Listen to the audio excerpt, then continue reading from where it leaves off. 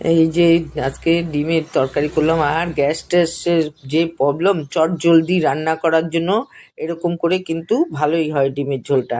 আলু সিদ্ধ করে ডিম সিদ্ধ করে ওই আদা আদা করে ভাজে নিছি। আর এইটা ভাজা মশলার জন্য এই যে দারচিনি, এলাচ আর ধনিয়া, জিরা আর 4টা শুকনা লঙ্কা দিয়ে ভাজে, এটা মশলাটা দিলে খুব টেস্ট হয়।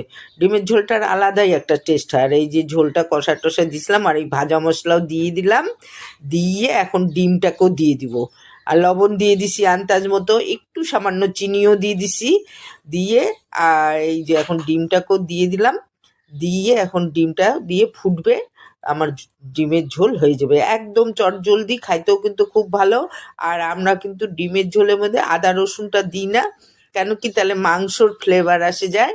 আর শুধু পেঁয়াজ দিয়ে করি, এটাতে ডিমের একটা গন্ধ আসে। আর এইরকম করে ডিমটাকে আধা আধা করে দিলে খাইতে কিন্তু খুব টেস্ট হয়। আর ডিমের ভিতরে লবণ টবণ সব ঢুকে যায়, আর গোটা ডিমের ভিতরে তো লবণ টবণ ঢুকে না। আর এই জন্য এইভাবে দিলে পরে লবণ টবণ ভালো ভাজাও হয়, আর ডিমের ঝোলটাও একটা ডিমের ঝোলের গন্ধ হয়, সুন্দর টেস্ট হয়। আর এইভাবেই আমরা ডিম রান্না করলে এইভাবে আধা আধা করে দিই।